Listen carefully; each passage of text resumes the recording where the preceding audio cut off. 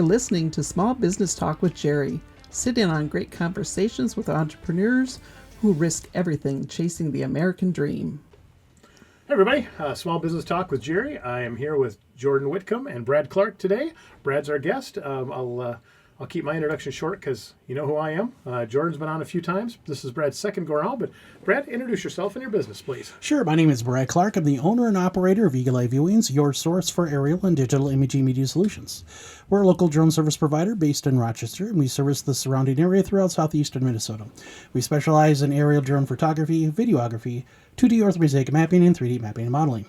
We also offer specialized drone services such as aerial thermal imaging and multispectral mapping.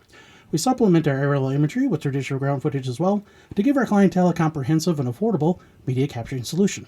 So whether you're looking for a new or an aerial perspective to film location or event, wanting a 360-degree virtual tour of a business or property, needing a visual inspection of rooftop gutters or facades of a home or building, or looking to expand your online and social media presence through the power of video, Eagle Eye Viewings has the expertise and services to suit your needs within a reasonable budget.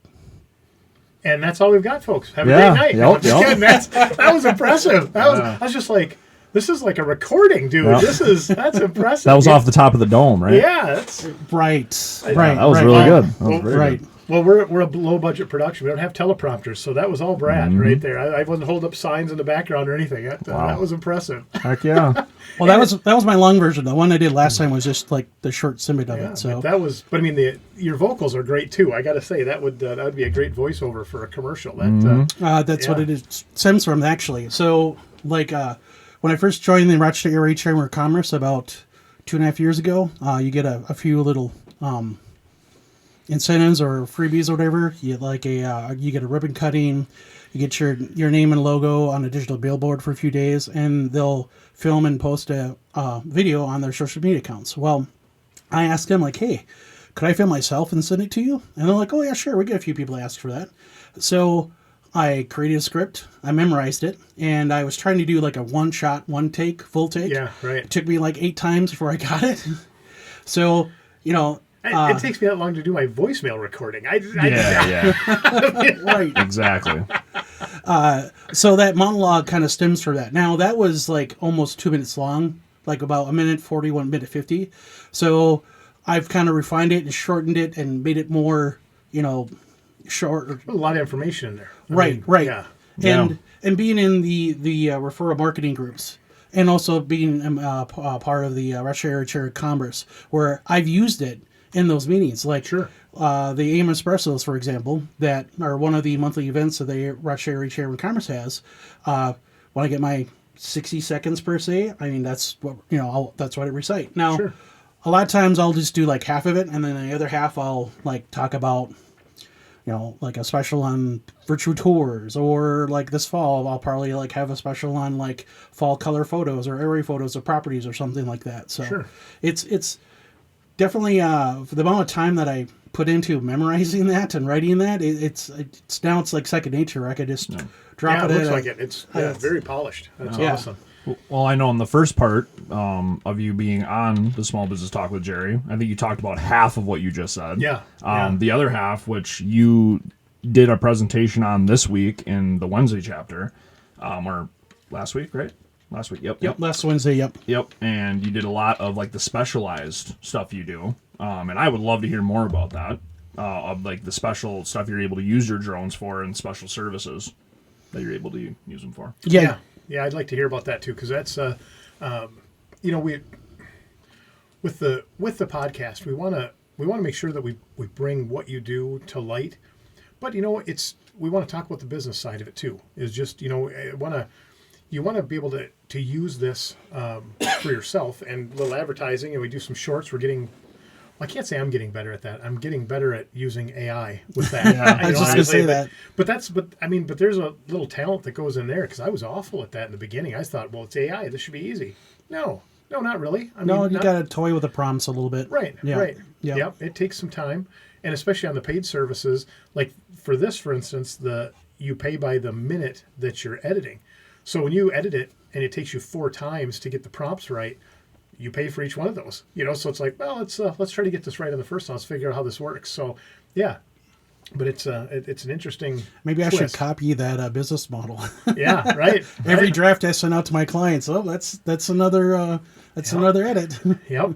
Well, that's how Opus Clips is what I use, and you buy minutes, and I think it was 3,600 is they call it an annual rate, but you buy 3,600 minutes, and then every time you, like when we're done with this, if we spend an hour here, I send that through, it knocks 60 credits off, and when you get to zero, you buy it again, and so if you run 3,600 minutes through in 2 months, well, it's not really an annual rate. You pay it again, and It's a good business model, though. it is. I mean, Yep. And 3,600 is a lot. I mean, Yeah, that's a right. lot of minutes. When you really think about it. Yeah. 3,600. So that would be. 3,600. Yeah. Let's see here. Would that be About 60 hours? Yeah, 60 hours. Yep. Yeah. So I mean, you've got, but I'll have to rebuy. We bought it. Oh gosh, I don't know when did I? Like 3 or 4 months ago. Yeah, it's 3 or 4 months ago, and I'm down to my last 400 and some credits. So. Yep. Yep. So you're using it more than just beyond the podcast, then I'm assuming. No, we've just loaded in our yeah, podcast. because you've had to use like a couple of prompts. So. I've had to use a couple of prompts the first few times. I haven't had to do that now since.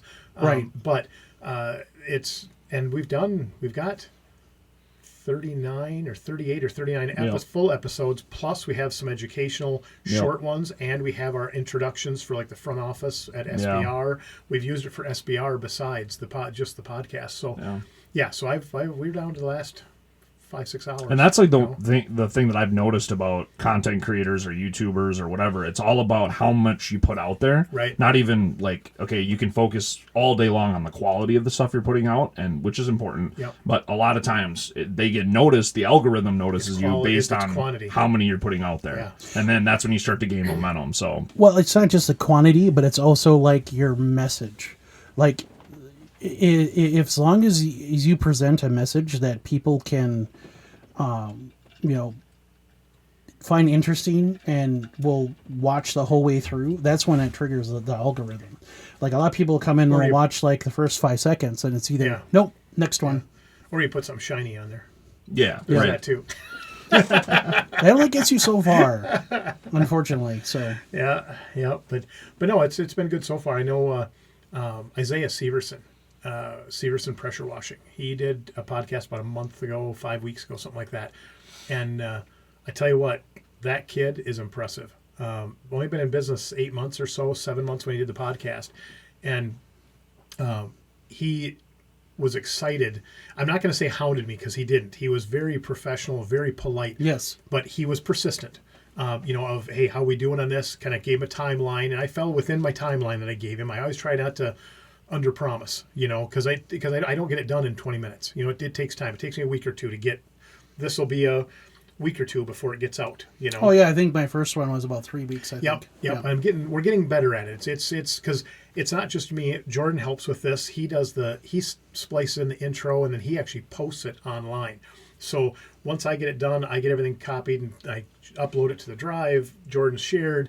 He fixes it, edits it basically, and then goes on. And so it takes a little time. And and we're all busy. I mean, it's not a excuse, but it's a reason. It takes a little time. So, quick question: is the picture-in-picture done as you record it, or is that done in post?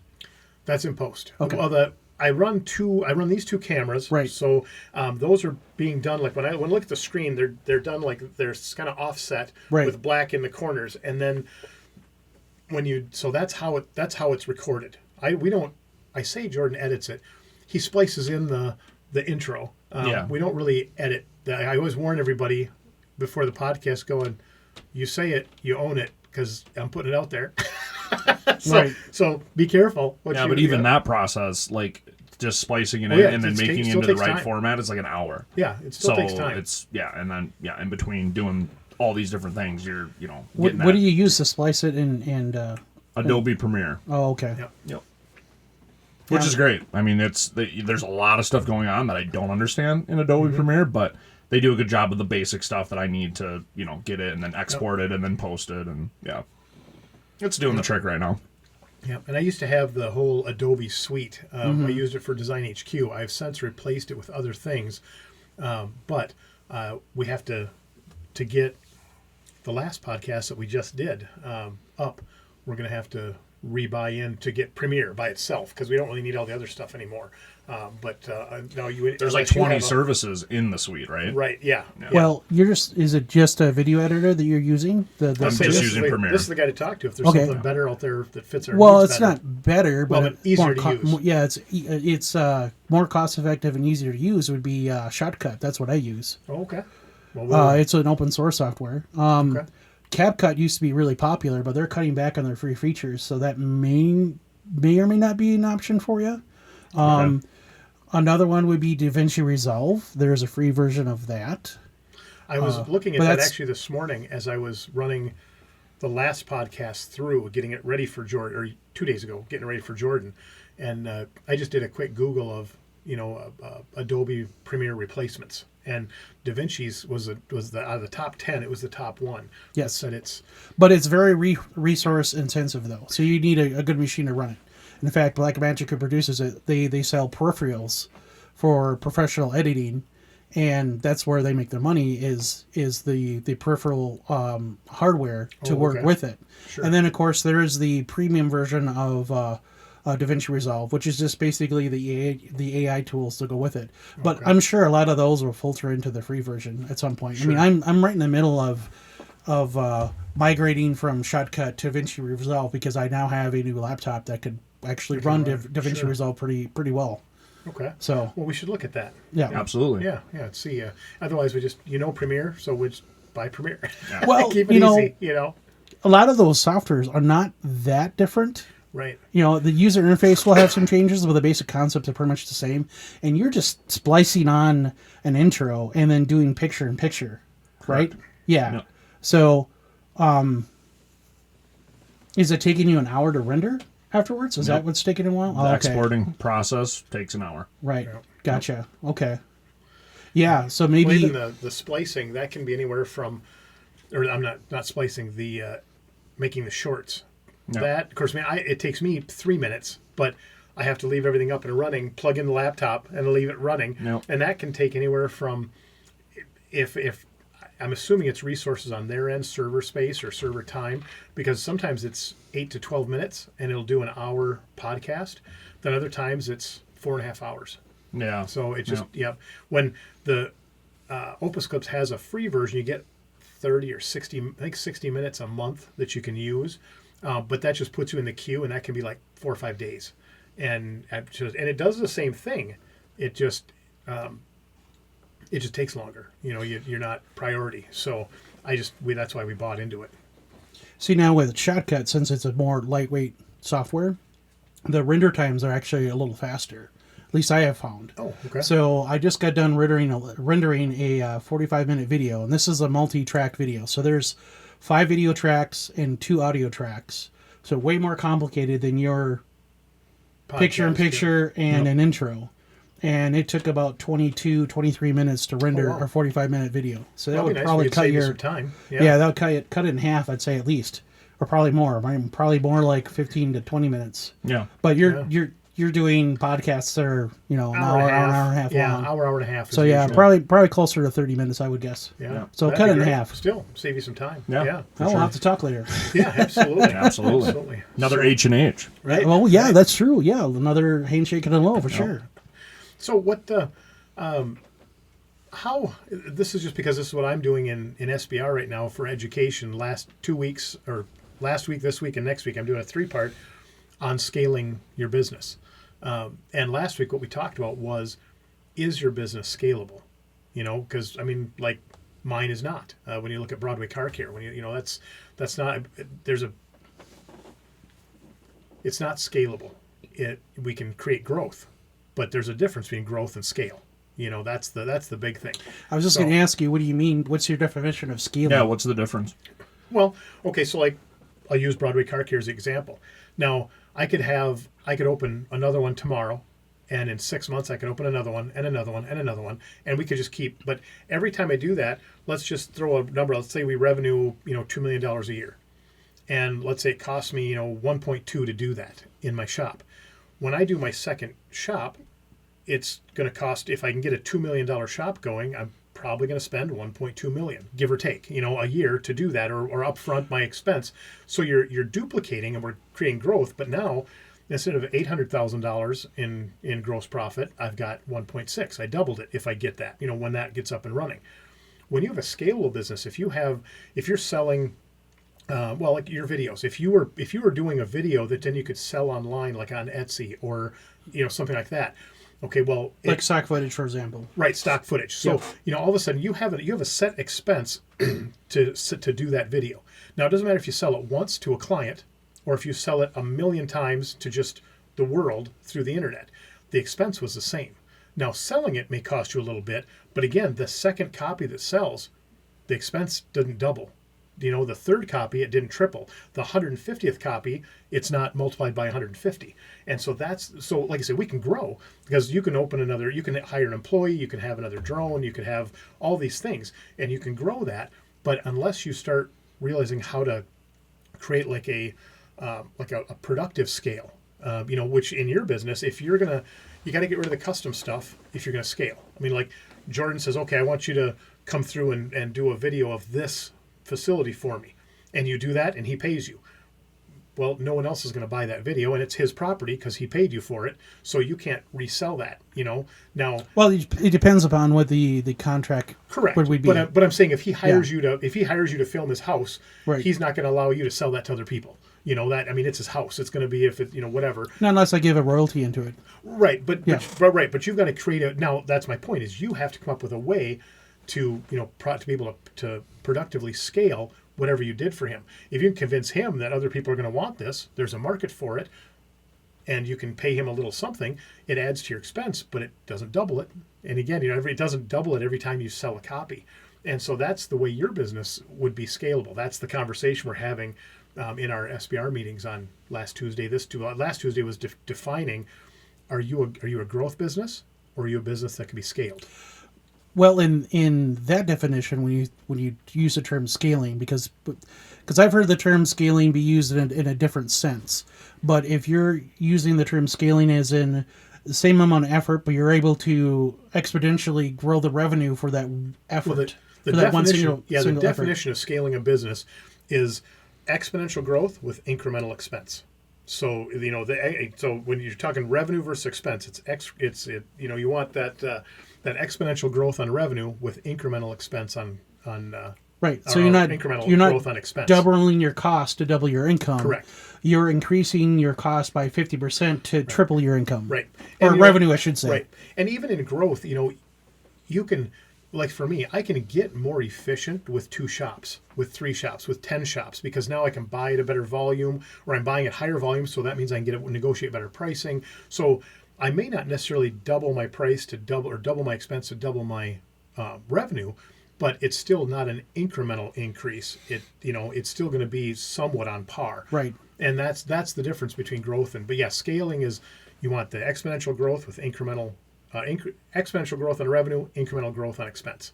And so you need a replicatable, duplicatable product or service that you can, like I say, do the work once. I mean, now you go to Black Diamond Armory, scaling there, again, it's tough because it's a retail store, but I'm also a permit to carry instructor. So I come in, my shop had room for 15 people, students. We do them once a month. Now I can grow that business by doing 2 classes a month. If I market it, spend a little more money, market it, but I'm doubling my time because a class takes as long as it takes. But if you increase the size of the classroom, if I go to a bigger facility, and right, so then I can create more growth. It's still not necessarily scaling because I have to be there every time I do it. What we did to scale that, which we couldn't do prior to COVID. So this was one place where lethal shots benefited me a little bit, I guess, running the country through that or the world through that. But we were allowed to video our not podcast, but our seminar. Class. Yeah, our seminar. And then we still had to do the live shoot, but 6-foot social distancing, 1 person at a time. We came up with a system for that. But now, kind of to your point, we could double the class size. Well, I had 15 people once a month, and then we'd have to go shoot when we were done. And I'd do a live class.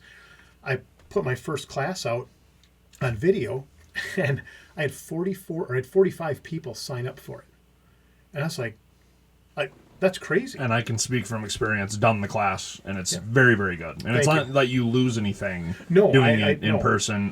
The live shoot is extremely important, in my opinion, as well. But, doing the video class is phenomenal. So now we ran that, and then I had people calling me, and I'm like, well, it's a video. And what I did it as, it wasn't a video. The way we did it the first time, I bought into Zoom so I could do 2 hours. So you did a live stream. So it was still a live class, but it was a live stream.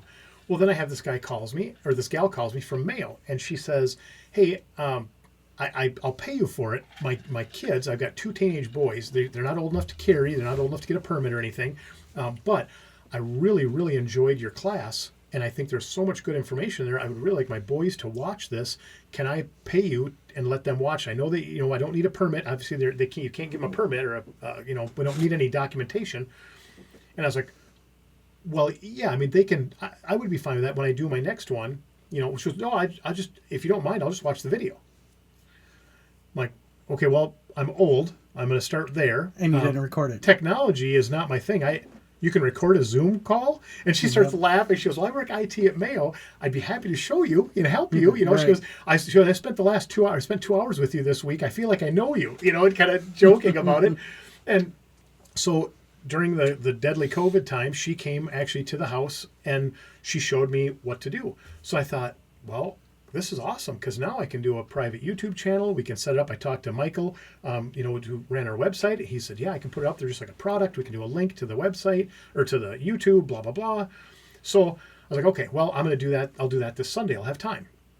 So then Wednesday, I'm thinking, well, if I'm going to record this again, why not do another live Zoom and see if if 2 people jump on, it's $80 a person. Money's money, right? That's why we do it.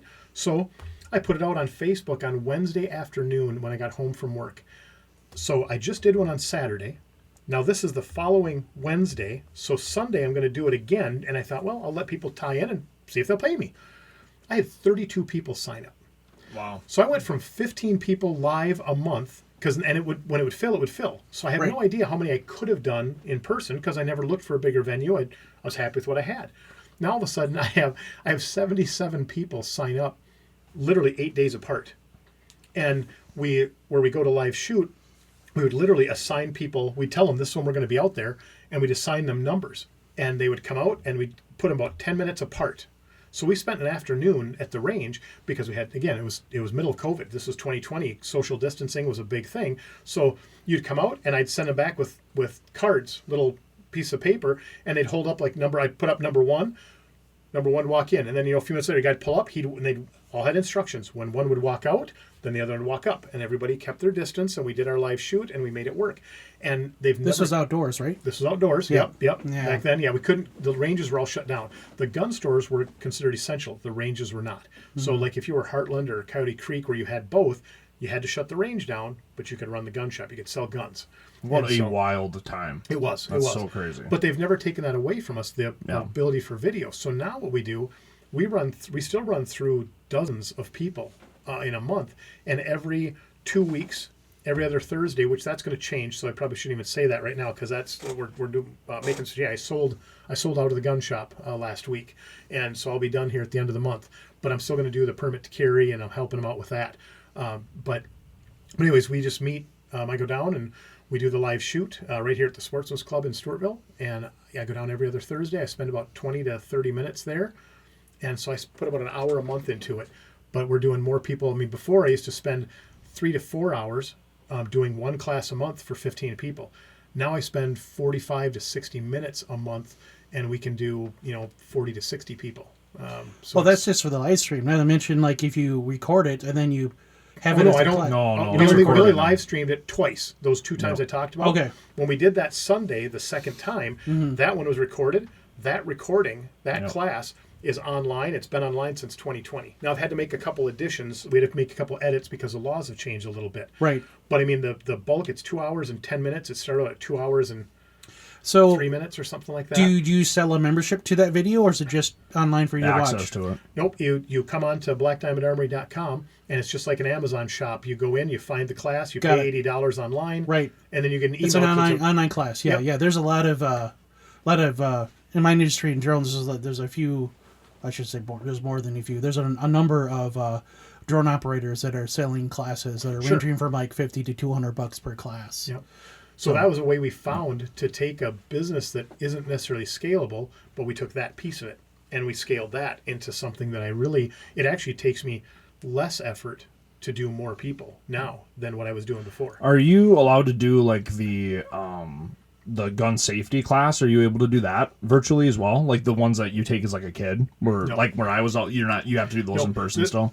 The state of Minnesota is terrible about that, to be honest, because they put a cap on what we can charge. Now that sounds like a good thing, and it is. I mean, they cap it at, I mean, it's like less than $10 for the class, and we can't charge more than that as an instructor. For the gun safety. For the gun safety, for your 12. Once you're 12 years old, you can take gun safety, and I want to say it's $7. I could be wrong at that. I'm sure it'll come up in the comments if I am, but it's very hitting things. It's very little that you can charge.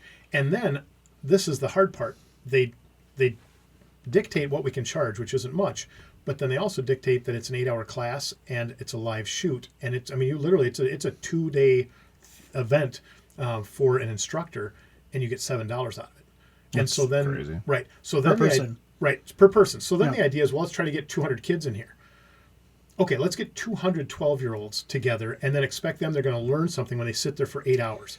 This is a horrible plan from the beginning. So that's why parents are going to be watching this going, how do you even get into that? When someone does offer that class, they'll post online. It is filled up with, and they'll take like 200 kids a lot of times. 50 to 200 is a typical class. They'll fill up in minutes, and they'll do them once a year, once every 2 or 3 years, and they'll fill up in minutes. So a lot of these guys are taking their kids miles away trying to find a class, because none of us will do it. I don't have the time to do it. I feel like they should open it up and allow it to be like driver's training. That's what I think they should do. Because driver's training, you can go to like a really cheap option, which is fine. Yep. But then you have all the way up to, it's competition. And then you have it all the way up at the top, like Enhanced Driving Institute or whatever in Rochester.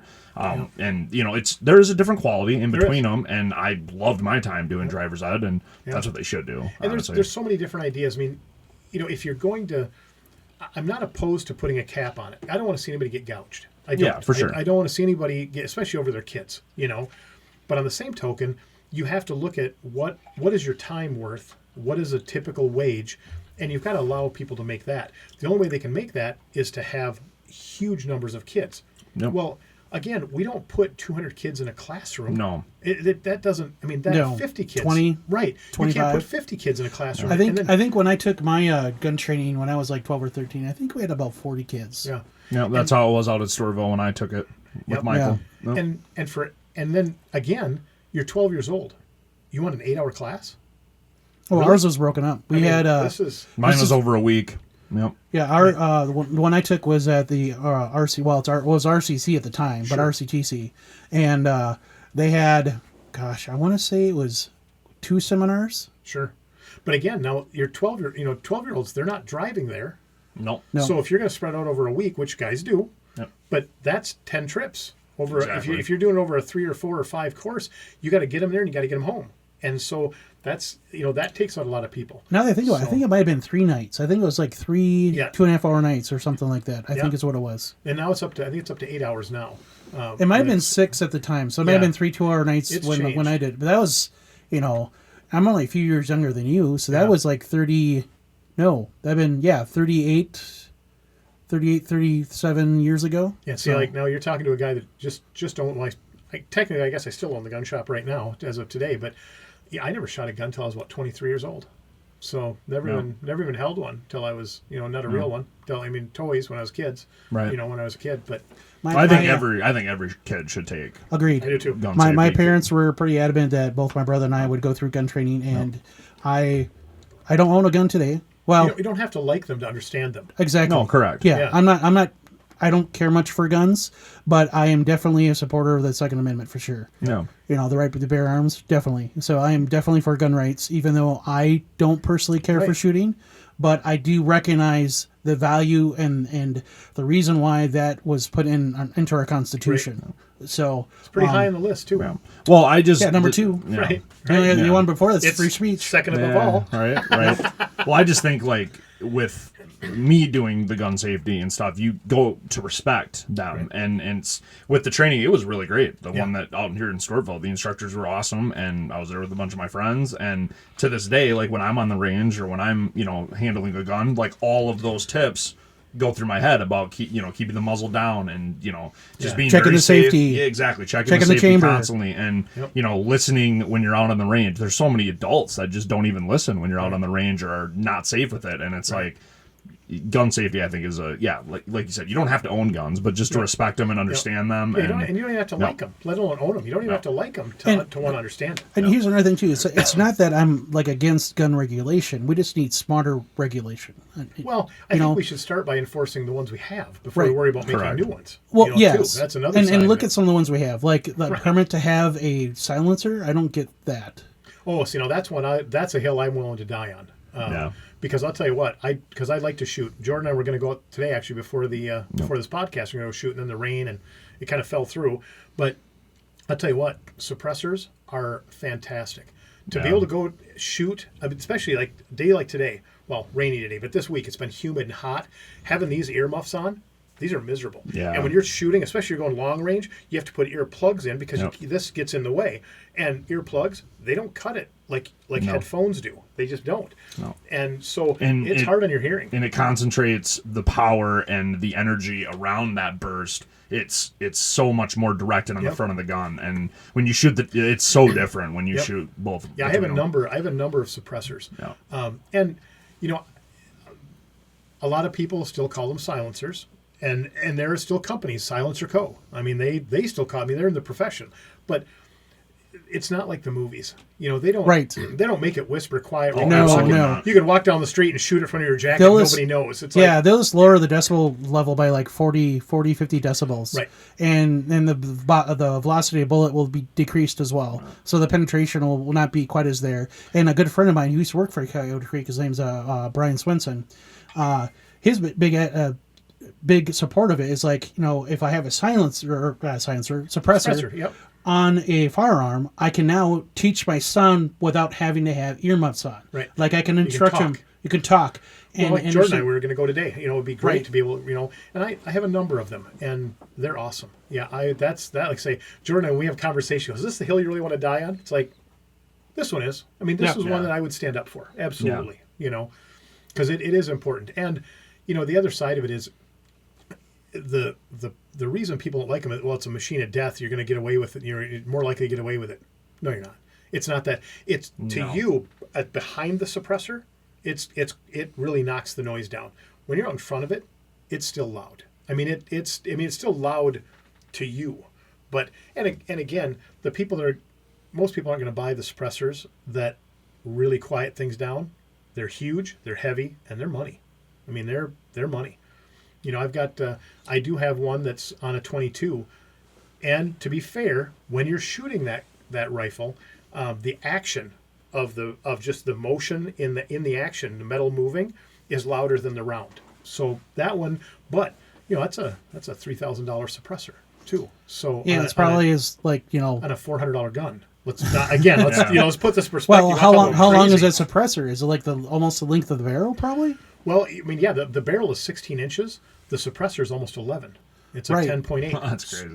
Right. So, and now you take this little 22 that you could put over your shoulder, and you could hike up a hill with it. It's a good mountain gun, if you will. But now you put that suppressor on. You put it out there. The suppressor's heavy. It's not heavier than the gun, but it's way out on the end. Right. Right? Leverage. Leverage. It's way out there. Or leverage, depending upon how you like to pronounce it. Right. But yeah, I mean, so when you're holding that out, it's heavy. But we're also talking about 22, so it's not a very large round to begin with. Right. Oh, yeah, and having a suppressor that long, that's definitely going to lower the velocity of that bullet too. So already it's not going to penetrate a whole lot. Right. And you're even lowering the kinetic energy once it leaves that suppressor. Yep. And that's something too that, like, you know, our lawmakers try to make laws about things that they're just not educated on, and they don't. Well, you hear people talk about it too. I mean, the way the dialogue or the commentary goes on weapons, they don't even understand like how they're working or their actions or any like that. And it's you probably should be educated on them before you have an opinion on it, in my opinion. Go through gun training. I mean, I'm not a gun guy, but I understand the basics of a gun and how a suppressor works, and how it can change the velocity and the kinetic energy of a bullet. That's all the stuff I learned when I was 12 and 13. Physics. It's all physics. Right. Yep. Right. So I was at the Capitol. This has been a few years ago. Was at the Capitol, and it was because a gun bill was going through, a good sized one, very restrictive one that didn't pass, thank goodness. But and I forget if it was Amy Klobuchar or one of the Democrats had brought a video, and they were trying to get less magazines and get rid of the semi-automatic rifles like the AR-15s, right? Because they're a weapon of war, blah blah blah. They put this video up, and you have this room is packed with people. And of course, all the lawmakers, they watch the video and they show a guy walks up and he puts his headphones on, he's talking, and he's holding an AR-15. And it's an AR-15. He says it's chambered in .556. I believed him. That's what a lot of them are chambered in. He's holding it. He puts on his headphones. He walks off camera, and they have a watermelon sitting on a bar stool, out in the field. And then in the video with the audio, you hear that shuk, shuk, kaboom, and this watermelon just evaporates. I mean, it just explodes. Right now, that noise, the shuk shuk that you're hearing, that's a shotgun. that's the pump of a shotgun. Right. Is what that is. And a .556, you just said a minute ago, well, you're shooting a .22. Do you know what size a .556 is? The projectile now we're talking about. Okay, this is where my knowledge gets a little hazy. Okay, and I'm not trying to put you on the It's spot bigger like than that, a 9mm, I think, right? It is not. Oh, it's that's smaller? That's the fun part. Okay. Okay. So, in NATO or European, you would 5.56 millimeters. In U.S., if we put that into the standardized measurement system, we call them a 223. Yeah. So now, earlier when I was talking about the 22 with the suppressor, it's a 22 long rifle. It's a .22 inch diameter bullet, and it's only about so tall. And then your powder is very little because it's a very small cartridge that the powder goes into. Now, .556 is a big piece of brass with a lot of powder behind it, so there's a lot of power behind it.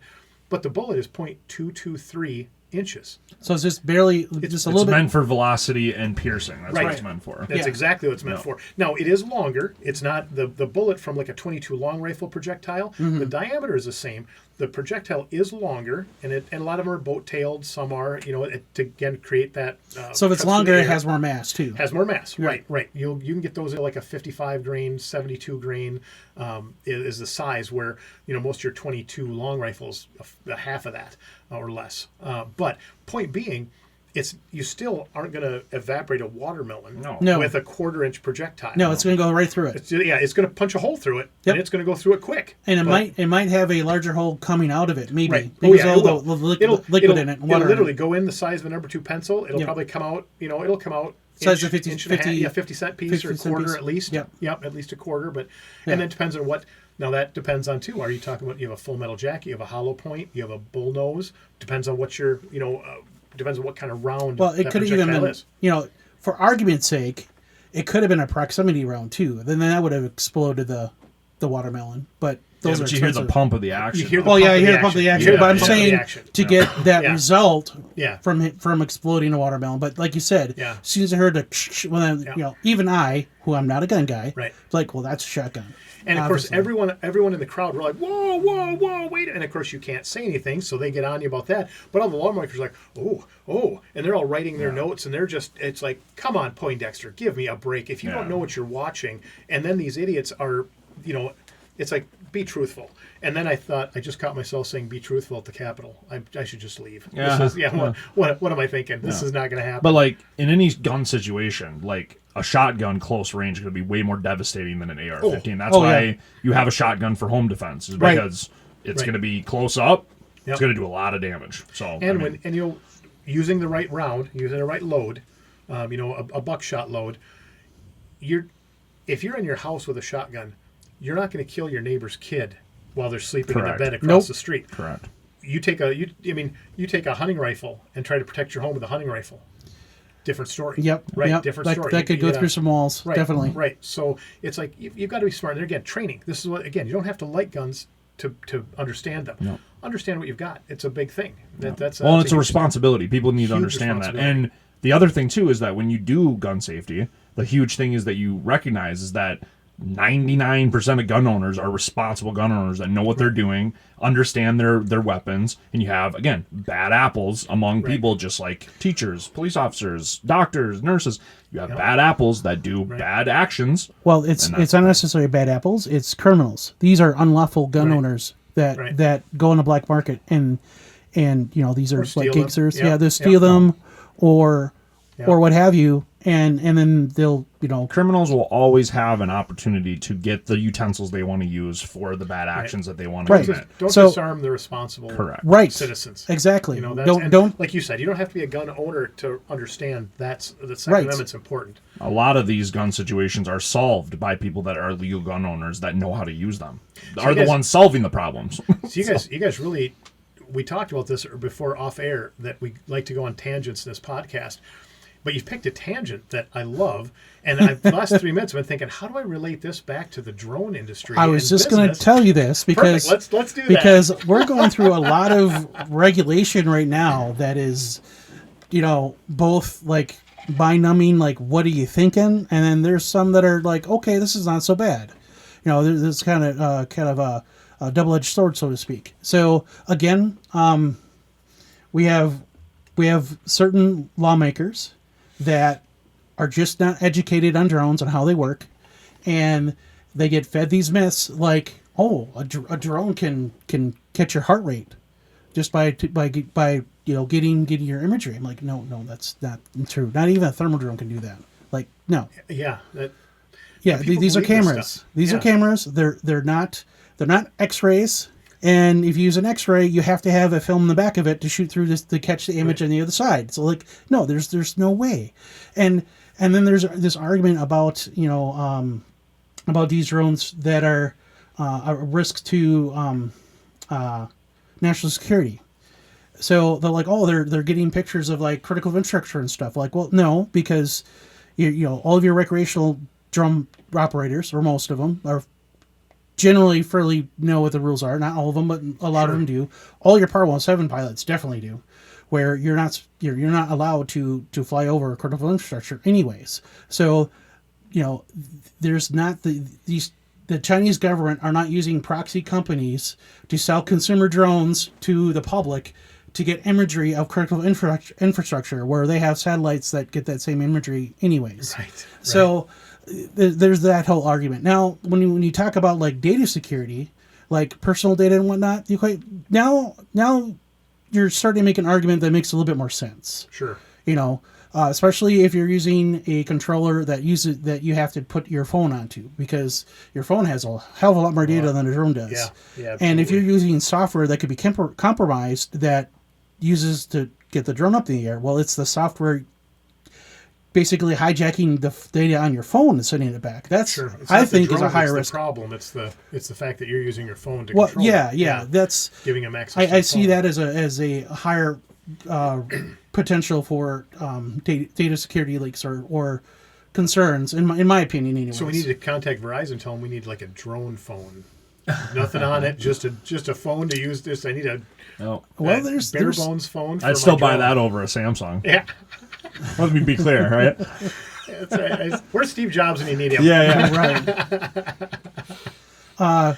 But like for example, like on the mostly good side, there's the FAA just came out with a notice of proposed rulemaking regarding what's called Part 108, and that has to do with drone operations that is beyond the visual line of sight. So as of right now, like when I go out and whether I'm doing just your standard photography or videography, or if I'm doing an aerial survey, like I was shown on the when I did my presentation, I was showing my Mavic 3T on how it can be used for creating maps and stuff. Super cool. So interesting. Yeah.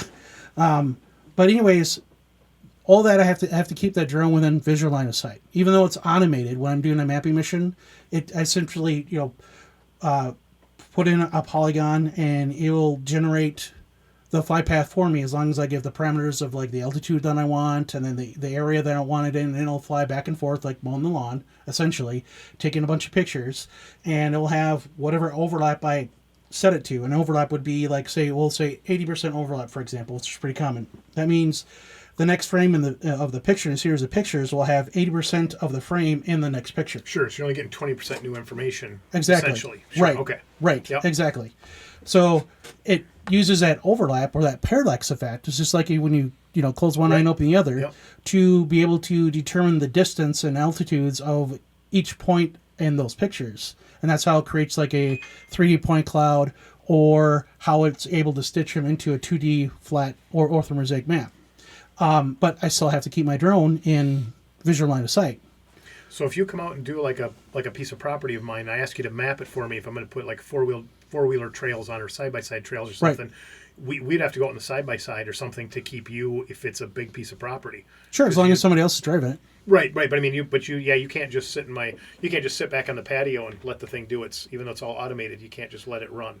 No, not unless I guess it depends on how big the property is. So we'll use another example. I partnered with a land surveyor, and I did a 2D map over 370 acres. So I had pre-picked out probably about 4 or 5 different points that I'd park at to fly my drone over, so I can keep it, reasonably within visual line of sight. Now, I'd had to change batteries anyway, so it's not like I could just leave it up in the air and It's not going to fly for 6 hours and exactly. Right. These are 30 to 40 minute flight times is what I'm getting. You don't have like a mid-flight refueler tank or anything like that? Well, maybe if there's like solar panels on the top, maybe that's fine. Maybe Samsung battery swapper. Yeah. Wild. I'm sure we're right around the corner from it. Let's be clear. Yeah. Well, I know your expertise is. I know you're a student of this, and I know your expertise is been tested a bit with this. But like solid state batteries, with all the EV all the technology coming with EV vehicles, that's got to be coming into drones somewhat because they're so battery related or so battery dependent. So the solid state batteries is still not quite there yet. Right. They're still using lithium polymer batteries. I know. I bought a pile of QuantumScape. And they're like one of the leaders in the solid state development right now. CTL's another company too. Mm-hmm. Yeah. Where are they based in? Do you know? I should know this. I bought it about a year ago. Chocolate stock? You bought stock? Yeah. Yeah, they've been all over the world. They were up as high as $111, something like that, at one point. Got to get into crypto. And then and then they missed launch dates, and they dropped, and then a bunch of people bought in, and I was just I didn't even know about it at the time. No. Then they missed their launch date in 2024, and they went all the way down to like $3. And I bought a bunch I got in at 405. Oh, perfect. And I've been sitting there for almost a year, and it varies between 370 and 420. So it's been fairly solid, but really low. And now they come up with a ceramic separator. I don't even know what it is, but they debuted that, and they bumped up to like $12. Nice. And now they're back down to $9. So is that you said a ceramic separator? Separator. Is that for a lithium battery then, I assume? Nope, that's for their solid state. That's for the solid state. For the solid state, because now they're saying that their EV prototype, because Volkswagen put a pile of money behind them, and that's where their stock went way up to like $111 when they did that. But with that, they they say that for the same weight as, I think it's a Tesla S, Type S or S, if the same battery size using there with their current battery, you'd be able to run just over 800 miles on one charge, and a charge comes in like 28 minutes.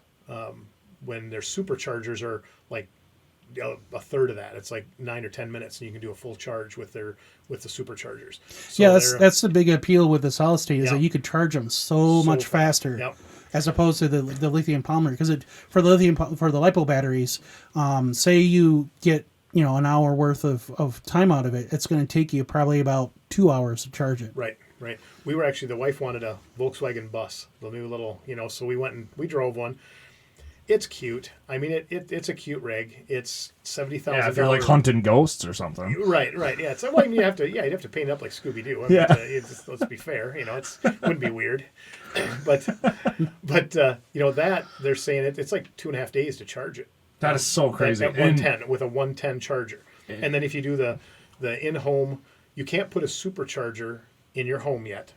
That's not legal anywhere. They said this is what the car dealer told me. Used car dealer. It must be right. Obviously he knows what he's talking very about. trustworthy. Yeah, very trustworthy. Very, very good. But he's selling European, so he's got to step up on someone, I'm guessing. Yeah, but anyway, they said when you do the 220, I want to say that was like a 20-hour charge or something like that. I don't know. Well, what's the ampage on it? Because it's a matter of like watt hour. So it's you got your voltage times watts voltage times amps would equal your watts.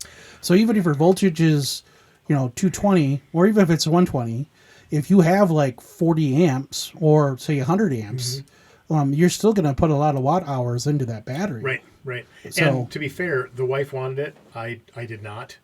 So I was there. But you wanted to trade in the Dodge for it, right? I did not. The Challenger? No, the truck. He was gonna okay. he was gonna trade in the big boy. No, Well, whose Challenger is that in the driveway? That's mine. Oh, that's right. What year is that? 23. Okay. So my thing too though about EVs, there's a big reservation. Have they done any improvements on when you go to recycle them or go to reuse them? Because that's the whole pushback. Is that we want to talk about how electricity is so much better for the earth, but the components within that battery you can't use again. And it's like this is where sodium batteries come into play. Okay. Because sodium batteries are coming up. This is where CTL I mentioned earlier. Of course, they're a Chinese company, so you may not be able to buy much stock in them because of that. And that's another subject we can maybe touch on a little bit later. But the sodium batteries, it's salt, so they're from a recycling standpoint, they're so much more eco-friendly. They don't have the power to weight ratio as lithium does. That's why lithium is still king. But it does have a higher range and lower range of operation. So it's going to be a more durable battery that's going to still have its near its full capacity when it's 20, 30, 40 below, or when it's 110, 115, 120 degrees out. So when you're in those extreme temperatures, that's where the sodium batteries will shine. Now, they're not cheap yet, because they're not able to scale them. Right. It's all again back to scaling. It's all about back to scaling. And like I said, this is scaling in your sense too. Right. Where you're able to produce a lot more, and because you produce a lot more, each one has a lesser cost. Right.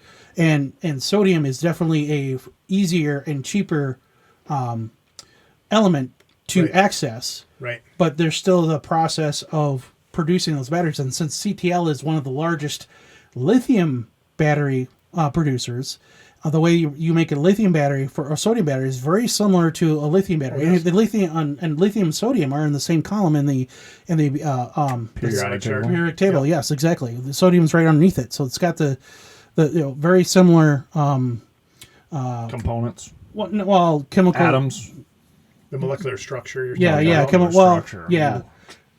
It's got very similar chemical properties, but because it's a larger atom, that's why it weighs more. So then that's where the weight to power to weight ratio is lower. But with technology, and CTL's has really been trying to push it, where they're trying to get it up close. It doesn't need to be better than lithium. It just needs to be close, because then now you have, and to be able to produce it at mass for cheaper, because it'll be way cheaper than lithium. I think lithium is now around $120, $115 per watt hour now, typically. Okay.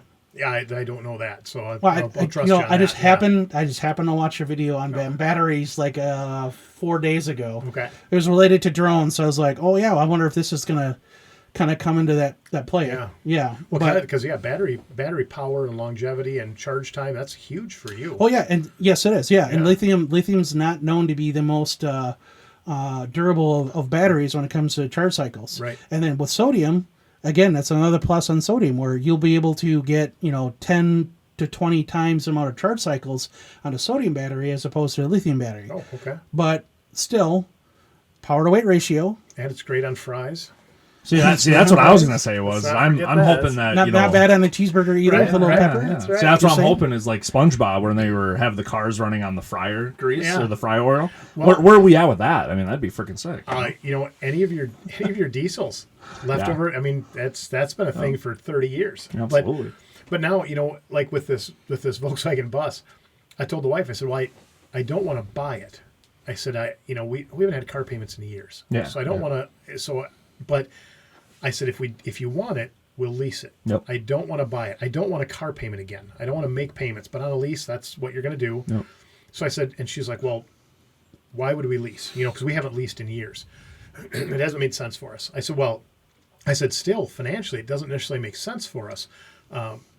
But the technology of that, I don't want to own that. Correct. I don't want to own that $70,000 bus when solid state comes out or sodium catches, whatever the next step is going to be, whatever the evolution is. And all of a sudden, I've got this dinosaur of an electric vehicle That's nobody only wants. 3 years old, and Right. now it's only worth 15 grand. Right, and nobody's going to want it because this new Yep. technology is out there. Mine Yeah. goes 290 miles when it was new on a charge that takes 2 days, and now you're going to go out and you're going to get an 800-mile charge in 6 hours, and whatever. And so I was like, no. I said, so we're going to lease. Well, then the lease program on it was $1,188 a month, and it's like, I'm not interested in that. So with like drones too. Speaking of that, like, Yep. are you going to constantly have to upgrade your drones, like with your fleet, with the technologies it's changing, or is drones kind of more slower in the upgrade department? So, well, right now it's almost like, at least when it comes to like DJI drones, because DJI is the global manufacturer or the global leader in drone manufacturing by far. Like it has about 75 to 80% of the global market. So very close to a monopoly almost. And are they based in America? No, they're based in China. Of course. And I'll go on that tangent here in a second. That's why there's some legal actions against them that, I get it where, when we can't be reliant on outsourcing whatever it would be. We do need to bring manufacturing back in the United States. Yep. So on some level, we can't be so dependent upon that. Sorry, that's my phone. I wonder if it's my wife or something.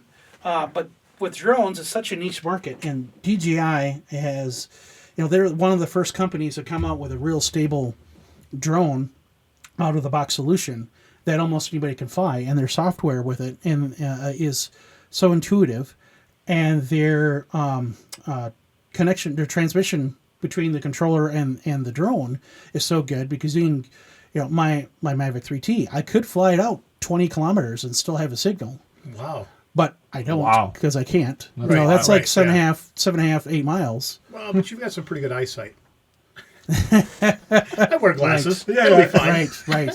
Put a bunch of lights on it. Yeah, it's got a light on it. Yeah, It's yeah. got a little It LED does. in the corner. It'll be Yeah, fine. Let Jesus take the wheel, Right. I'm just Anyways. like, you can't see that? Yeah, I Yes. can. Yeah. Let's get your eyes checked. Yeah, but you better not get a drone, officer. I can see that. But anyways, then the second largest company, which is a distant second, is Autel Robotics. So they have about 10 to 15% of the drone market. And where are they? And they're also in China. See, yeah, this is a problem. See, This is see this a is the pattern. problem. Elon. I see Elon a needs to pattern. get like a drone company together. Or something. There's some talk on that, but they're probably more like military or Be the I don't want to size say of this enterprise, table. but What'd you say? Be the size of this Yeah, table. yeah. Be a 3-passenger. Well, yeah, actually, there's the theory that he's thinking more about air taxiing drones as opposed to like drones that I would. They're going to use. see the SpaceX missions instead of driving Teslas out to the Yeah. pad. But I'm They're telling just, you, they got to make that bubble noise from the Jetsons. Yeah, They have, I don't yeah, care yeah, what you yeah, do. yeah, That's yeah. what it's when it goes by. It's got to make that little. Yeah. It's going out to the pad. Yeah. Battery operated rockets. Yeah. Well, that could be a thing. Really? I mean, well, yeah, you could have like a electric jet engine kind of, like they have that for like remote control planes that are jet-like. But anyways, back to drones. So you got DJI and Autel Robotics that together control basically 95% of the global market, roughly. It depends upon if you're talking like units or sales. Sure. But either way, it's still a huge monster, and then another not as big monster, and then there's everybody else, right? So, and I was leading to this earlier, where our Congress and our Senate have made some legislation to try to ban DJI. Now, the problem is if you banned both those companies, there's nobody else that can manufacture drones on scale other than those two companies. Sure. Is a huge thing, and you're gonna hurt all the police departments, your fire departments, your first responders, your search and rescues. Not to mention drone operators like myself. Then all of a sudden, like I got no other option to replace that other than I can buy a free fly Astro for $25,000 instead of getting a Mavic for $2,000. Sure. And The definition of monopoly. I mean, truly. yes, and it's not like they're playing dirty pool either. They just created a better product, Right. and because they're able to scale first, they're able to keep their costs really low. And plus, being in China helps when it comes to manufacturing because their dollar or their currency is weaker than the U.S. Not to mention just general labor is just cheaper there as well, and they also have a lot of automation as well too when it comes to their manufacturing. Just follow Nike. Oh. I mean, when you can hire Apple? when you can hire children at like 8 years old, that don't get paid. Okay, now this brings up another point Yeah. too, because you just touched on something else that I wanted to talk about when it comes to the Uyghur Act, because that's exactly what's happening on the other side of China, is forced labor of child labor, right? So, Yeah. Terrible. and this is Why I something bring that it up, yeah. Terrible. this is something that's affecting me right now. So, like, getting back to my Mavic 3T, I have what's called DJI Refresh. It's a drone, not drone. Sorry, it's a manufacturer extended warranty essentially. So if I crash my drone and I break it, I can send it in for a processing fee. I think it's $80 for the Mavic 3T. Maybe it's $120. I don't remember, but still, it's a $7,000 drone. So yeah, I'll pay $100 to get a new one. Yeah, ship it up and ship it back. Amen. Yeah. But right now, and it's just been happening for probably since last holiday season, is that I can't think of the name of the I'm losing the whoever runs the security for the borders for imports. Mm-hmm. The border patrol, not border patrol, but Customs. You have a customs. I couldn't think of it for a second. Yeah. There you go. Thanks, Jordan.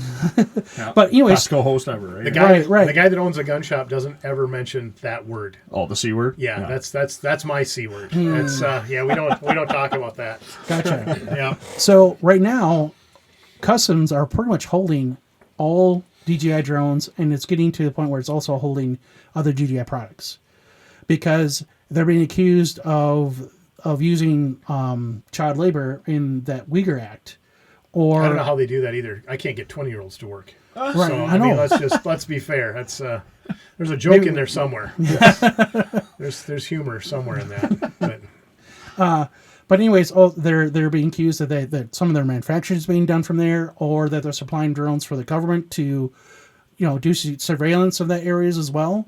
And if I crash my Mavic 3T right now, I won't be able to use my DJI Refresh because I couldn't get a new one chipped in right now. But I mean, let's be honest though. The reason why I feel like having the giant market share of drones being produced by China, how you can tell me as an expert on this or just technology in general, how hard is it to put in a chip or put in something that they can control or they can get data from or they can stream it to them or they can, you know what I mean? Like when we're getting technology from another country, how hard is it for them to make it so that they can get some type of intelligence from it or hack something or take control of all of them at one time? I don't feel like we're that far away. So it's not some video game stuff. It's not going to be a hardware thing. It's going to be a software thing, first of all. Yep. Probably scarier. Well, yeah, 'cause Yeah. it's all cloud based. right. So. And it's not trackable. I mean, you can't look at it and go, oh. Yeah, and you it can't has take the this. chip out. It's all over the air. Well, that's why there's serial numbers on chips too to keep track of them. Yep. So another thing too is that back to DJI, they've gone through 3 third-party audits to check out their data. So it's not like a Huawei situation. Remember them, the cell phone company? Mm-hmm. I think it was was it right around COVID or beforehand, 2018, It was a 2019? little before. Yeah, A little before COVID. 2018. Yeah, they got into some hot water of mistreating user data, and they got put on the FCC covered list. So they are not allowed to apply for any FCC licenses for the equipment because phones use radio waves, right? I just feel like it's easy to get around an audit. I mean, spoken from the Well, videos when your I've brother-in-law runs the company. Well, mean, I'm just saying, well- like audits. It's hard. It's not hard. But who's auditing? I mean, that's Correct. right. That's But it. these are reputable companies that are audit companies. That's what they do. Sure. And one of them was U.S. based too, by the way. And Right, but even with that, not to interrupt, but even with that, it's like we talk about government waste. I do. I should say we. I talk about government waste and all the conspiracy theories that are out there. But I'm sorry, when you take someone, you give them $174,000 a year salary. That's good money. Yeah. That's good money. Now take someone, give them $174,000 a year salary, and put them in charge of billions of dollars, and then let's just assume that they're going to do their job and there's not going to be any fraud or waste or. It's like, so same kind of thing. You can be a reputable company, but if you're this monster cell phone company, this monster DJI, and I don't know, I mean, I'm making up numbers. I have no idea. But say they're worth $10 billion. they're close, actually. Okay, and then Yeah. you're gonna hire an auditing I company. think they're $20 billion right now. Okay, so how many auditing companies are worth $20 billion? Yeah, right. It's not a thing. Again, we talk about scalability, right? Yeah, yeah. Auditing companies, you need people to do that. It's not scalable. These companies are worth, if it's a massive company, it's worth a few million. Yeah. And now you're taking and the difference between a million and a billion, folks, it's huge. It's huge. I mean, the analogy I like is a million seconds is 11 days. A billion seconds is 34 years. So you equate that to dollars. So you bring in a company that's worth a few $1 million to audit a company that's worth a few billion or 20 billion. Pretty easy for a good company to look the other way. I mean, again, I hate to be that guy, but that's the world we live in. But that's the same mindset that our government has too. So they passed a motion within the National Defense Authorization Act last December 2024 that stated DJI and Altel Robotics. So those are the two giants of, the one big giant and the one not so big giant of the drone world. That they have to go through the government, some agency, whether it be Homeland Security, FBI, some agency is supposed to do an audit on those companies and do at least with their products to see if there is a data leak somehow that's happening. Sure. And to this day, there's none of those agencies have even done it. Now, I'm not saying that DJI is innocent by any means. There's some questionable things that they have done from a business perspective that makes you shake your head. Like, why don't you have some form of limited manufacturing here in the United States? Have a base here instead of all based in China.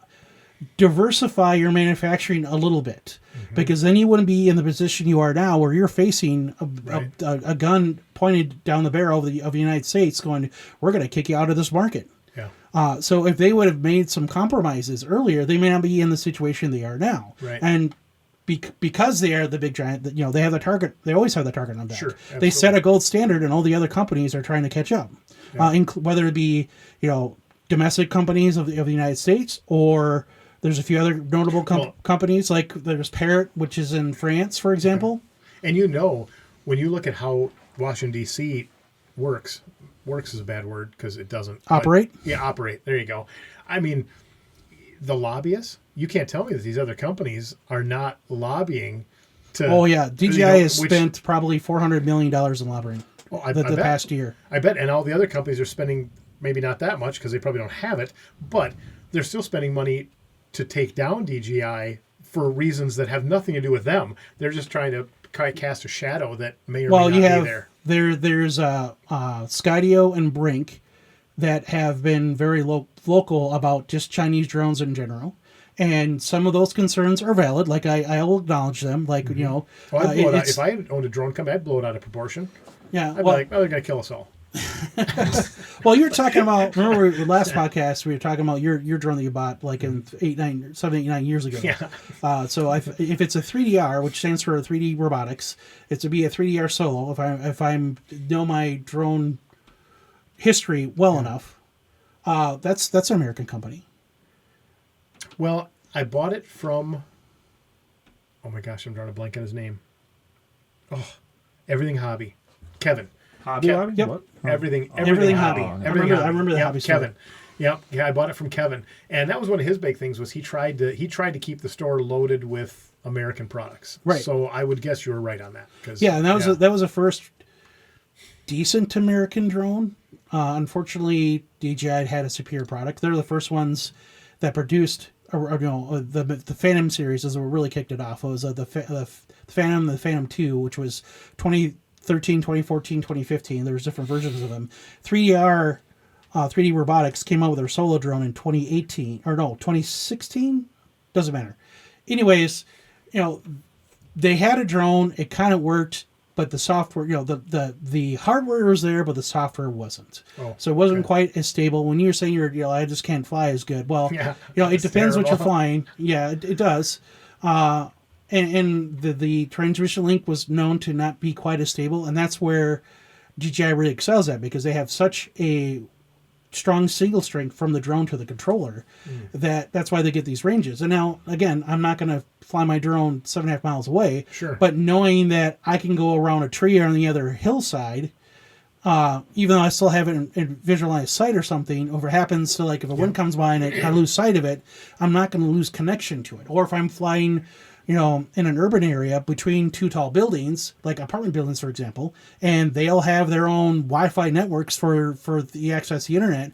Well, all of that is going to interfere with my Wi-Fi signal to my drone. So having that strong signal will mean that I'm not going to lose the feed and not lose connection to the drone as I fly in, around, or between those apartment complexes, for example. What drones does Amazon use?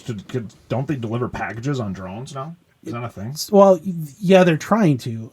There's, I think in Texas they have on operations. I think there's another one. Vegas too. I think the Vegas, Texas, and South Carolina, I think. Oh, okay. So are those piloted or are those automated? I think those are automated. So they have. That'd be so wild. Well, no, they still have a supervisor, somebody. Yeah. Operate, but they're not necessarily flying it through traditionally. Yeah. So it is an automated flight path. And this is what I was talking about, Part 108. This is what Part 108 is gearing towards, where anything beyond visual line of sight is going to have to be an automated flight.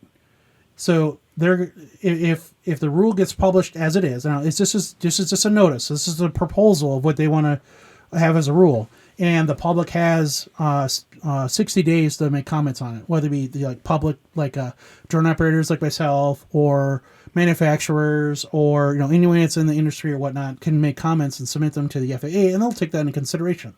One example would be when Remote ID came out, which is a broadcast that's on your drone that broadcasts its position, heading, altitude, speed, etc., and that's broadcasted on a Wi-Fi or Bluetooth signal. Originally, they wanted to have it be connected to the internet, so it was going to be basically a internet connection to authorize whether you take off or land. Now, luckily, a lot of the feedback was like, "Well, we're not there yet from a technology standpoint. They're going to have to buy cell coverage to be able to even fly, which means you're paying to access the skies, which is a public easement for everyone to access. So it's a pay to play type of thing, and that's something that the industry as a whole is kind of really against. We should have free access to the skies. Now, That doesn't mean you can do whatever you want. I mean, it's just access to it. You still have to follow the rules. It's like being on a public street. You have access to it. You still got to follow the rules. Exactly. You still have laws. Yeah, still have laws, regulations, and just for the safety of everyone. And so, with Part 1A, it's dividing that away. So if there's going to be any beyond visual line of sight, those drones have to be able to detect and avoid any other aircraft that's in the sky. They're not to be flown from a classic standpoint. Somebody's not going to be flying it with the sticks. It's going to be an automated flight path that'll adjust on its own. There'll be like a supervisor that could press a button like, "Oh, you're a little low, let's go higher," or "We're going to use an alternate route, let's pick this route instead." And it'll be like pushing buttons, not necessarily sticks. So, I mean, essentially, you're saying that they're introducing legislation to promote AI in this scenario? In this scenario, yes. Wild. That's creepy. That's creepy. Well, I was just saying it'd be crazy if I was like mowing my lawn and like I get an alert on my Apple Watch or something that a package is coming in and you just see like a drone just like fly through the neighborhood and it just drops it on my front. Right. That'd be crazy. That's right. Your wife's long underwear is about to hit you in the head when you drop it in the, yeah, it's like incoming, you know. Yeah, because then there's so much like from the insurance side. I mean, there's such a liability there, right? I mean, you have something that's automated, AI, going through the air, could collide with something, hit someone, hurt something. What about the Teslas with the self-driving cars? Yeah. Yeah. I mean, what's that do to your insurance? I mean, it's expensive. All right, you bring up another thing too, and I'll touch on that in a second. But let's not confuse automation with AI. Those are two separate things. Correct. Yeah. But I mean, there's going to be a point where the automation is via AI. I was just going to say, but that's becoming a blurred line because anything automated or anything automated now is, I mean, almost inherently rolling to AI. But I'll use my Mavic 3T for example. Like I program. It'll do the calculations for me, but I set the parameters, and it doesn't go off until I say it to go off, and then it'll go up and fly. I can fly it in a position on my shelf, or I can press a button to it, and then I can end it and take over control of it at any time. Sure. Right? So AI is not flying that drone. It is doing a preset programmed parameter correct. to fly. Now, it may be AI assisted to do the math. Right. To some degree. But, you know, when it comes to automation, you are right, where the realms are definitely getting blurred because they're using AOI to adapt the automation. So that way your automation can adapt to the scenario.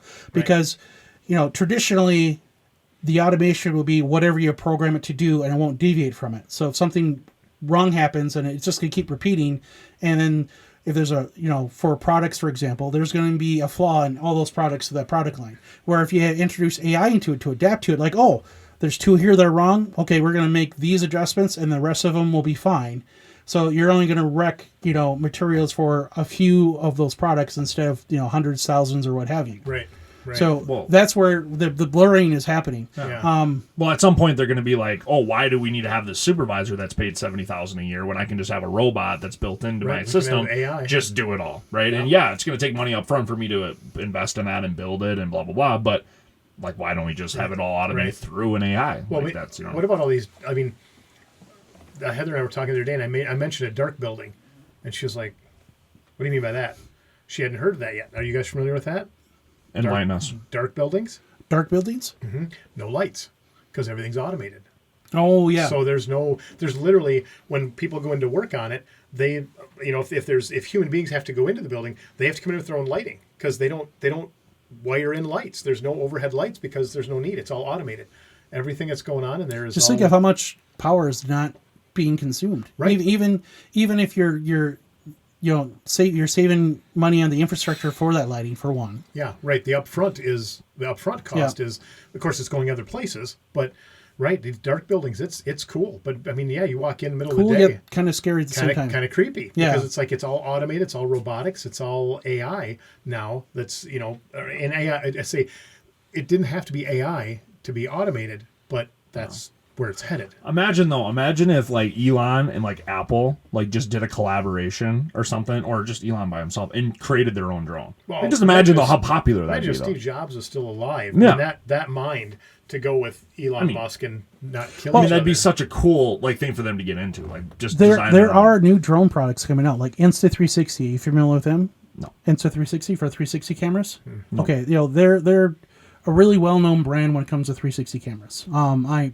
have one. Unfortunately, the lens is broken, and I tried to fix it, and I made it worse than it was. So that's normally how that goes. Well, see, if I can't shake it and it work, I'm calling someone. Well, the funny thing is, I broke the ribbon cable to one of the sensors. Like I had the lens off, I had the thing clipped off, and it was like ready. And then when I set it down, somehow I did something, and I broke the ribbon cable. I'm like, no, I was so close. But anyways, so Insta360 is coming out with a 360 drone. So it's got two lenses on it, just like a 360 camera does. There's one in front, one in back. These are fisheye lenses, so they cover a little more than 180 degrees. It's like 183. So they overlap. Yeah, they overlap. Okay. That way, that's why you have a selfie stick. It makes the selfie stick disappear because there's a little bit of overlap to stitch the image together. So they have a drone that they announced. It's not going to come out until probably January of 2026, as long as not more companies from China get banned. Sure. because they're also, unfortunately, a Chinese company. A lot of That's my point. Is that I want some American-based companies to come out. Trump's with some working stuff. on it. I mean, Well, let's be honest. You know, even that's where we're headed our there. American-based companies, like an Apple, Oh, for sure. Yeah. like an HP, Hewlett Packard, their manufacturing are done overseas, Correct. like Malaysia, China, India, etc. But they were moving it now with everything going on. They're going to maybe start bringing their manufacturing back. Right. And well, you've seen. I want the designing and the marketing and the company to be based in America. Right. That's why. Because now you're seeing a lot of these Chinese companies, they're opening facilities in like Vietnam as assemblers. So they're putting factories up, but they're simply assembling. Everything's being made in China. The parts are getting shipped to Vietnam, assembled. Now they can come to the U.S. with less tariffs, with less regulation, with less issue. So However, they're really trying to tighten on any components being made in China as well, Right. especially in the drone world, and, Sure. where you can't even have sensors coming from China. You can't have chipsets or anything. Now, when it comes to like CPUs and GPUs, fortunately, we still have the uphold on that. A lot of the manufacturing for that is still done in the United States, and it's done in Silicon Valley, thankfully. So a lot of the chip designs and whatnot is still done in house, and luckily, that's why we kind of have an edge when it comes to AI, where you have OpenAI, Grok. Look at NVIDIA. I mean, what a NVIDIA monster that has turned into. Right. Yeah, and they were a graphics card company. Right. And then all of a sudden, crypto, as you were talking about, when it came to Bitcoin, all of a sudden you're using GPUs not to render graphics, but to mine Bitcoin. And now they're using it to compute for AI. So it's like over the world. right. It's all That's NVIDIA. The plot is being set up. That's right. NVIDIA is going to be the Skynet. I'm telling you. Yeah, that's right. That's right. Where's my tinfoil hat? Yes. Let's try. Oh yeah, Insta360. So they're coming out with a 360 drone. So basically, it'd be like a flying invisible camera. So I'm pretty excited about it because it'll be. I can really get some really unique shots out of it because I can fly in between two cars, right? And it'll capture everything around it, and then I'll be able to frame the shots and do like a split, and have you see both cars coming and then going with a split screen, which would be awesome to do. That was like one of the first things I kind of come up with. And that was kind of stemmed from when you were talking about our last podcast, where you're like, oh, you could follow us at the track a little bit. Well, if I had a 360 camera, I wouldn't have to worry about trying to frame the shot. I could just fly him like down the track and then go in the direction the cars are going. And then later on, I could frame the shot as following the cars. Now, unfortunately, just how 360 cameras work is you're going to lose some of that resolution because it's capturing either 4K, 8K, or whatever the resolution is, but that's 360. So then, shoot. Oh my gosh. All right, we're going to wrap up, folks. No, so once you frame it for a traditional shot, you're not getting your 4K or even your HD or your full HD resolution. It's going to be a little bit lower, but it's still going to be something you wouldn't be able to do unless you're using multiple drones and multiple pilots, or one pilot with a waiver, like I talked about last time a little bit. Right. I want to explain what a waiver is to you. So, or you have 12 drones and NVIDIA. AI going on. Well, there's drone light shows. I mean, there's a team of cool. 4 or 5 guys that are operating hundreds of drones. I watched some like New Year's last year. Watched some videos. It's like, mind blowing. Yeah, it is pretty crazy. Or like the halftime shows for like the Super Bowl and stuff like that. Yeah, where cool. we're spending real money. Mm-hmm. Yeah. Well, let's. We're crowding an hour and a half here, getting up there. Anything else we want to cover before we wrap her up? Oh, there's a lot more to cover, but there's nothing I can really wrap up on. I mean, that gun conversation took up like 40 almost cool, 40 minutes. Yeah, No, I enjoyed it. Yeah. I'm knowledgeable about it. Again, like it's from that gun training I took as a kid, so I know how they operate. If one sits in front of me, I know how to safely handle it. Right. And that's important. It is really very important. And I do think that our youth should be required to go through some sort of training like that. I really, really do. I think. I do too. I'm not going to go so far as like you look at Switzerland. For instance, you as an adult male, when you come of age, you're 2 years in the military. That's just mandatory. It's not a draft, but it's 2 years in the military. that might be going a little bit far. I agree with that. But I do agree that there should be some training. I mean, and I listen to these. I take some grief from the anti-gun community, at times, which that's part of being a man, I guess, or a real one, whatever, however you want to say. You don't have haters. Are you making moves? Right. Are you really doing anything? Correct. So, but when you put that together, it's like training is everything. You can take the bus to work, but we're in Minnesota. We're not in New York. Everybody here has a driver's license. If you don't have a driver's license, it's because of a physical or mental deficit that you just can't. It's usually a can't. It's not that I don't. I mean, and I'm not saying not that there aren't some people in Minnesota that don't have a driver's license by choice. But sometimes they're moving too. Like my Right. niece, for example, she's 20. She moved from Colorado to here. So she had a permit there, but it doesn't count here. So she had to start over. Yep. And we just went through that with Heather's youngest. She went to Texas, and she moved during COVID. So that was a nightmare trying to get trying to get a license. So there's hangups in it for sure. But I'm saying, like, when you live in New York and there's no reason to own a car because there's nowhere to park it. So then everybody's mass transit. And, they have a decent main transit system. Right, and they have a fantastic public transport system. Absolutely. Yeah, so we don't. we don't. That's why I say when you live in Minnesota, you've got a license. And it's of course you don't just go to the courthouse and get a license. You don't just jump behind the wheel of a car. You go through driver's training. Seems like a lot of people. That's all they've done, though. Let's be clear. There's a lot of bad drivers out there. There's a lot of bad drivers. Well, says the insurance guy. That's the another guy thing. that knows. Bring it back to drones, because this is how I feel about it. Because you can buy any drone off the shelf, and then you can go fly it anywhere. Well, no, you're supposed to take what's called a trust certificate, which stands for the Recreational UAV Safety Test. It's a free test you could take online. You just go on the FAA website, just type in trust certificate, it'll take you to it. Pretty easy. Okay. And it's like a 20 to 30 minute PowerPoint presentation, and there's a quiz with it. And whatever questions you get wrong, you just keep on answering until you get them all right. And it's meant to be just a basic training to know what you can and cannot do. Like you can't fly over 400 feet above ground level. You can't fly over critical infrastructure. You can't fly over prisons or jails or government buildings, etc. And go ahead, do what you're saying. No, I just that's good because I have a drone. Well, it doesn't not anymore. It doesn't matter. But I had one, and I had no idea there was real that rules came to out in it. 2021 though, the trust certificate. Oh, okay. So it's pretty recent. Okay. So and even the Part 107 that came out in 2018, 2017. Yeah. So okay. Yeah. Yeah, but I'm just saying, that because that's not something that would occur to me that I'd need. I mean, Don't fly it over a prison, Jerry. Yeah, I guess it's like you'll be in there. Well, see Fair again, enough.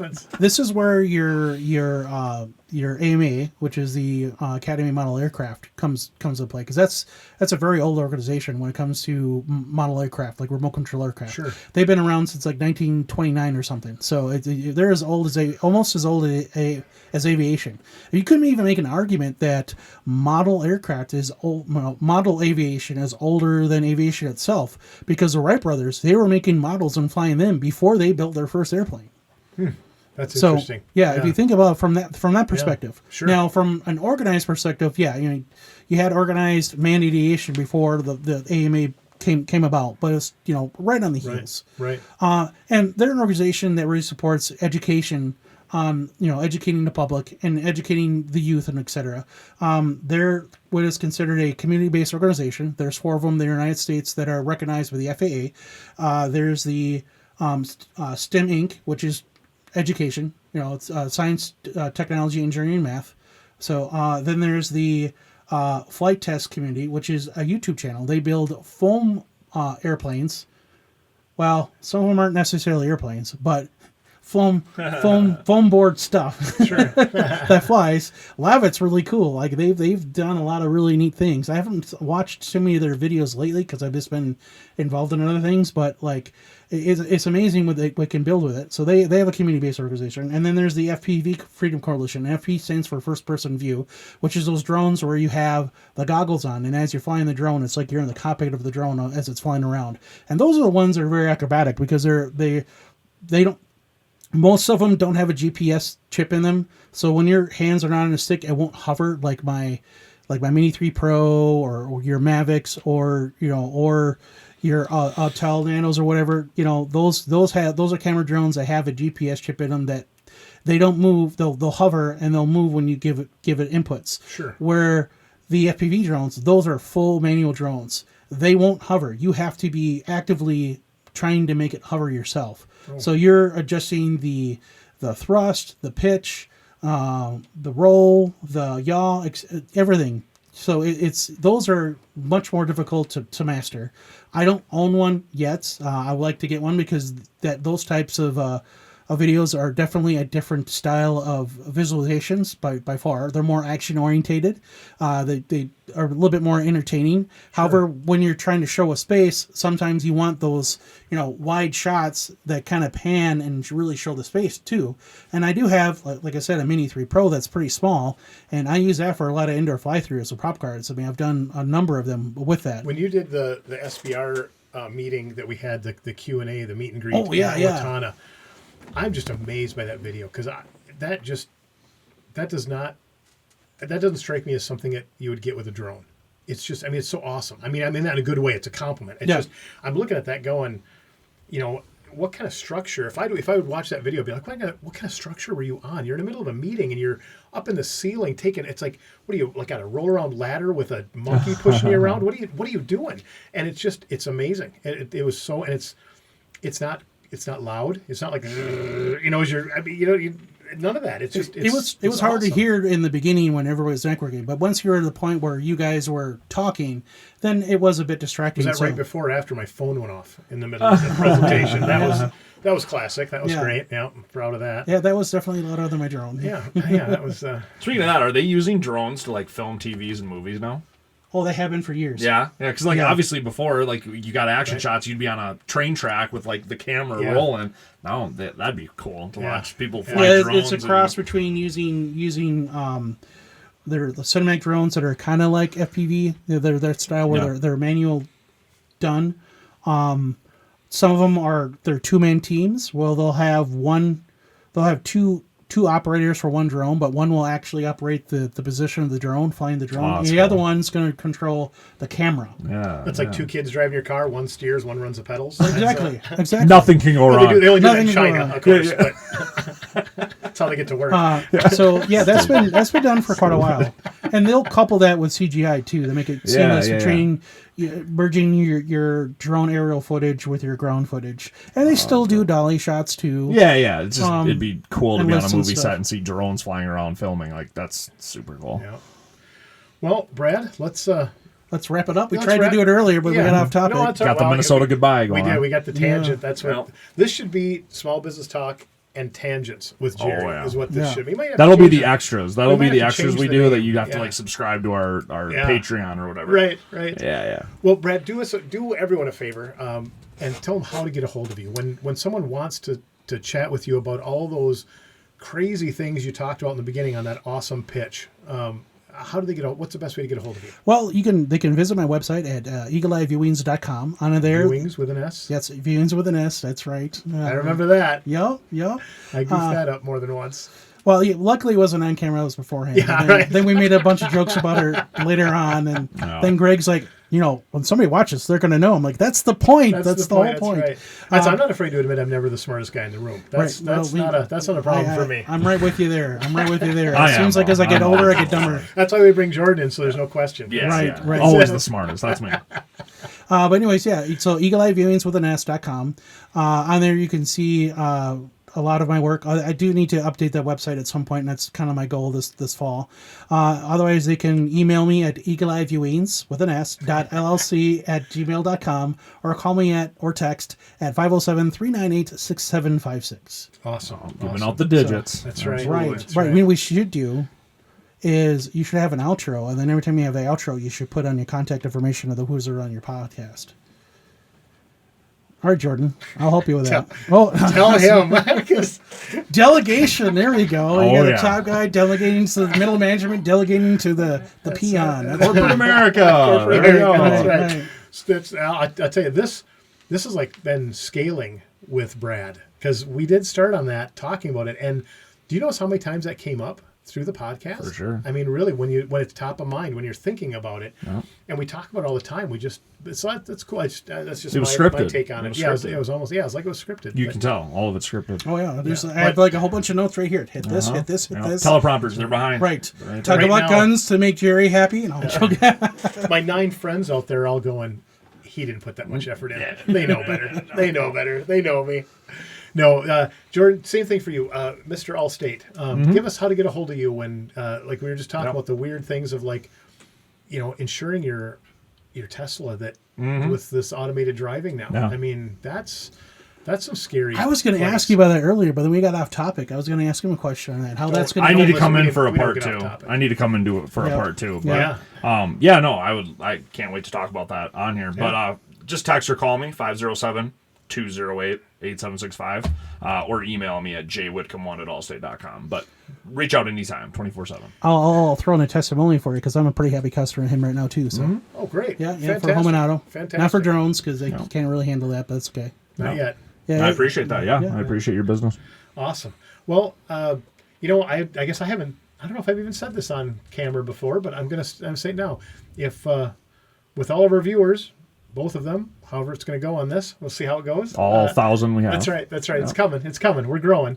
But if you own a small business and you'd like to sit down and chat about it, it's a little small business talk with Jerry. We'd love to have you. Yeah, I'm the best co-host in the business. That's right. We've got some Absolutely. really good I'll guys. help co-host if it's going to be part 2 for you.